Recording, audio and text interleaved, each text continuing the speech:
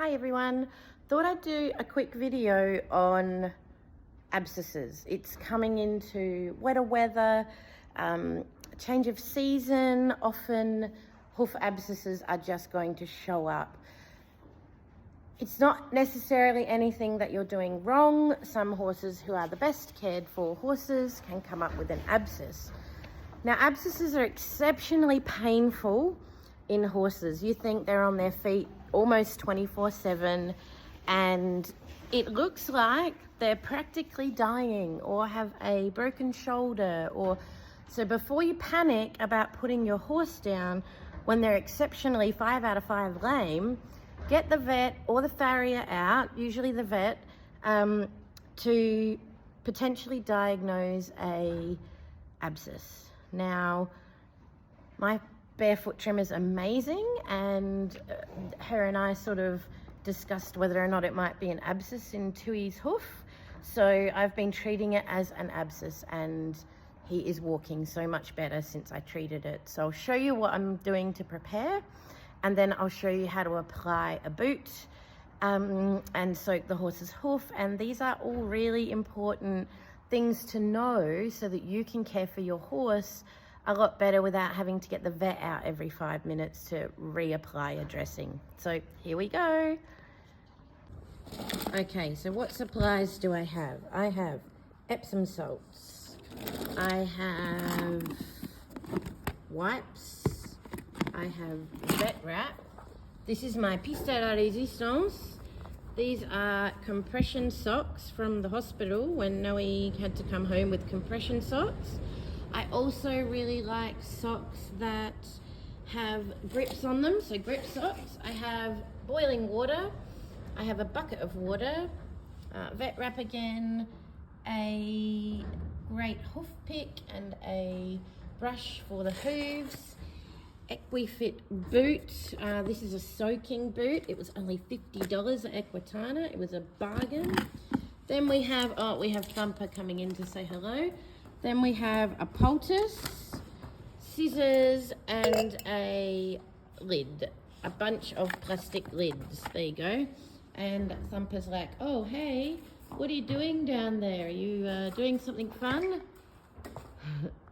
So I've added the hot water into the bit of cold water that I had. And now I'm putting Epsom salts in there to dissolve. I'm just going to put 3 little cups or maybe 4 little cups that come with it. And a super secret, as I'm soaking the hoof, what I'm going to do, I'll just put this down for a second. I'm going to put some in the boot, down the bottom. I'm going to just sort of cover the bottom with Epsom salt. Because as you pour the water from there into the boot, the Epsom salts usually stay in the bottom of the bucket. So there we are, Epsom salts in the bottom of the boot. So we're almost ready to go in. And don't forget gaffer tape, my favorite thing, and a black permanent texture. Okay, so this is yesterday's boot, as you can see. So all we need to do in this case is cut this boot off, and you have a look at how easy this is. So we just get it, we start chopping with, of course, due regard to safety.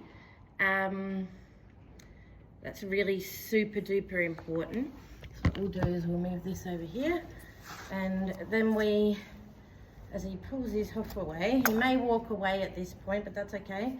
All right, so that's the first layer off. Usually all the layers come off all at once. So next what I'm going to do is I'm going to cut down the coronet bone. You need to be super careful when you're doing this that you don't get their skin. Okay, so we're going to cut it, oh boy, all the way down, and then basically it peels off just like that, just completely peels off like it's its own boot, and it's really, really cool and super stinky. at this point. All right. So basically that gets wrapped up and put straight in the bin, just like that. It doesn't have to be cut down the front, just cut it wherever you can. Next thing we're going to do is draw around his hoof on the plastic. Doesn't have to be super even or super perfect, but draw around that. Okay, so now we have the shape of a hoof on our piece of plastic. Feel like we're at, what's it called? Play school. And then get a parent to cut through the plastic. Now this is just a Peter's, as you can see, a Peter's plastic lid. You can potentially get 2 hooves out of this if you place them correctly, but it's kind of late in the evening, so I'd like to get inside at some point. So there we go. Oh, thanks, Stewie. That's all cut now, ready. All right, so on to washing the hoof and soaking it. Hey, Dewey, what you doing? Okay, so we've cleaned out the hoof, and I think I've found the culprit in here of our abscess. Okay, so I've decided to soak his foot in the bucket tonight because I've been at this for quite a while and I don't want, you know, him to have to wait any longer. So his foot's in the bucket.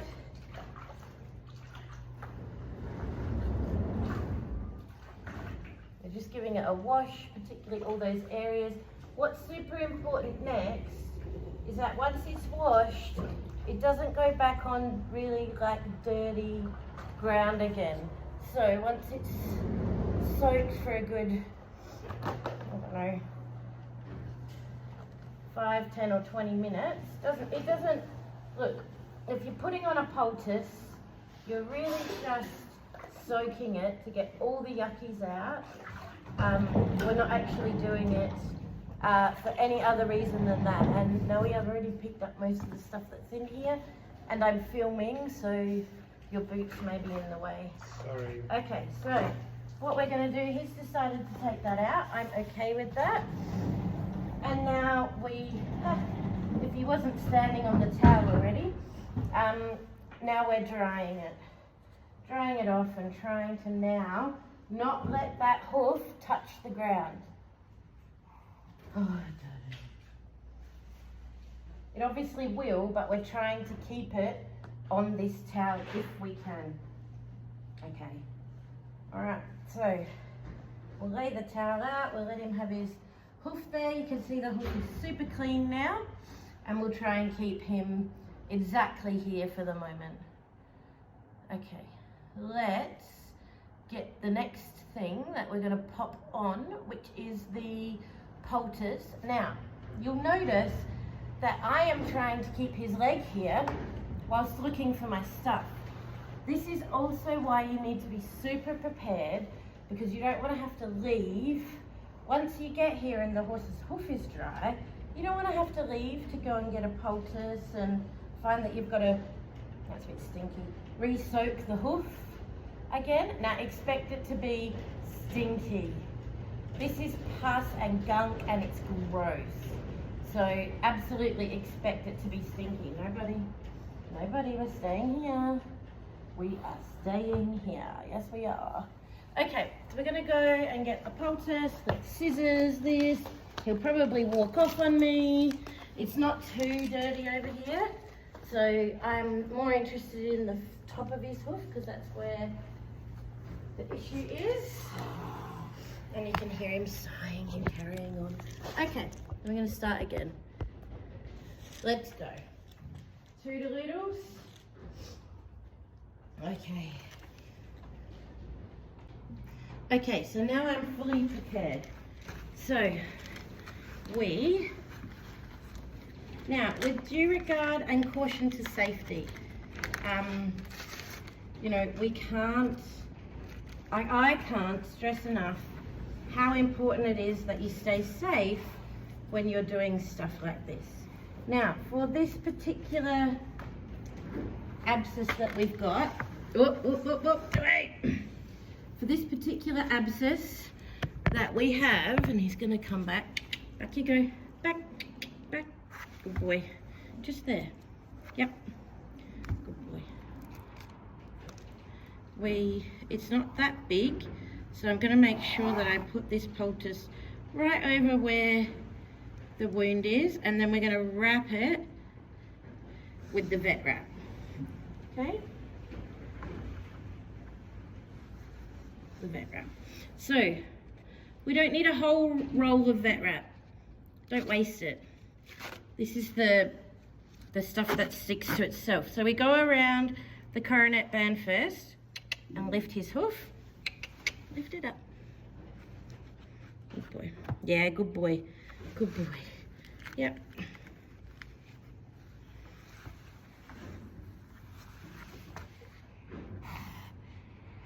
Just gonna knock the camera over in a minute. Anyway. Okay, so we start wrapping the hoof. This does not have to be perfect. Okay, so for all you perfectionists out there, you're gonna have to suffer with my not perfect wrapping.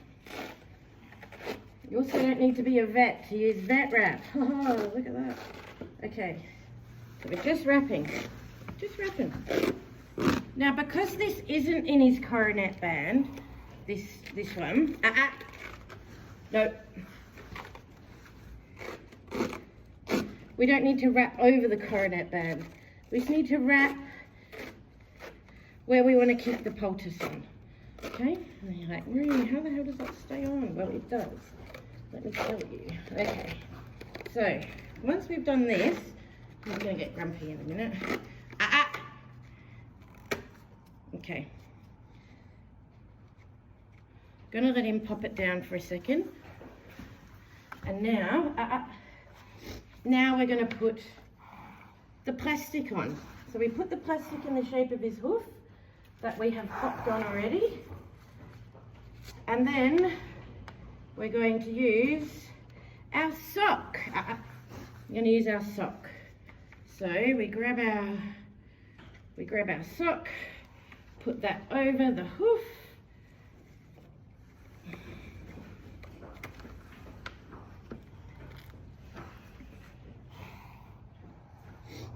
So what I find is good to do, oh, you're all right, Tui. It's not the biggest deal in the world. You will be okay, boy. Right.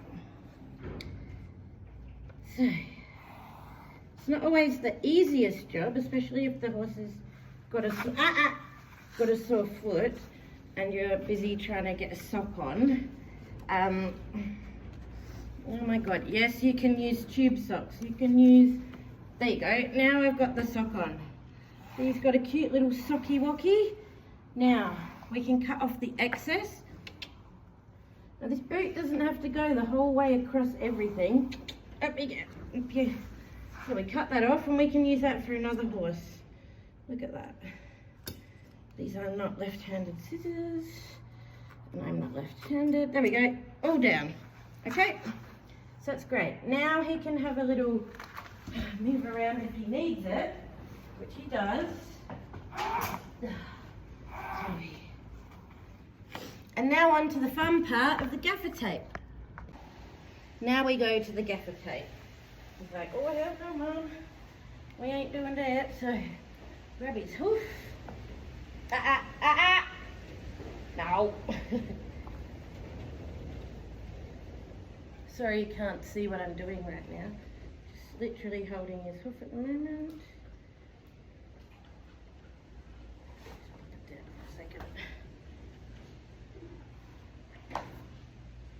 Sweet.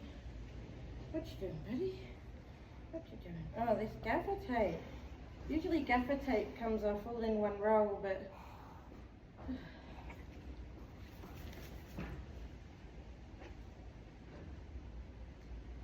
just tape, nothing exciting. Okay. try and get it all off in one piece. There we go. Ripping the gaffer tape off into the rubbish pile. And now we do. Okay, so I'm going to lift up his hoof. Now, if you have a hoof stand,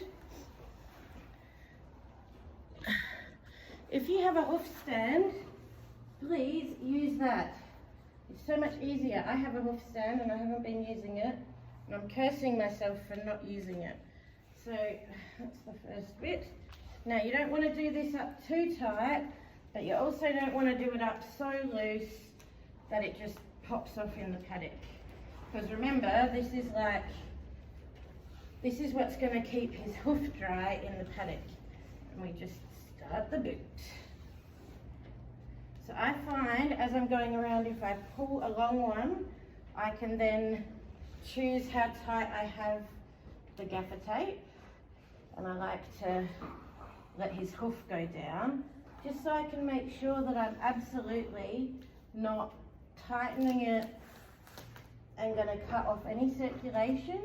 We want to make sure that this boot is going to A, stay on, but B, not cut off any circulation or be super duper uncomfortable for him. And yes, they'll do that.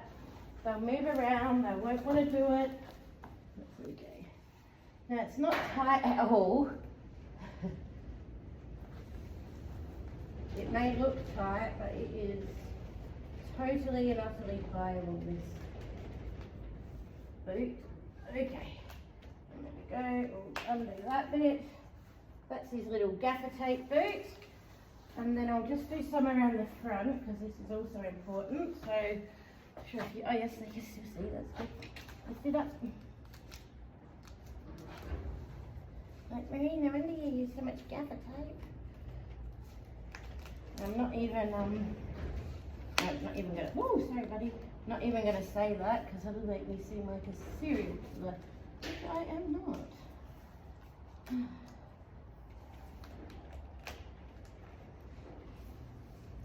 Okay, like this, and over, and this, and over, and around, and then over, and then we make a nice itty bitty point. Right.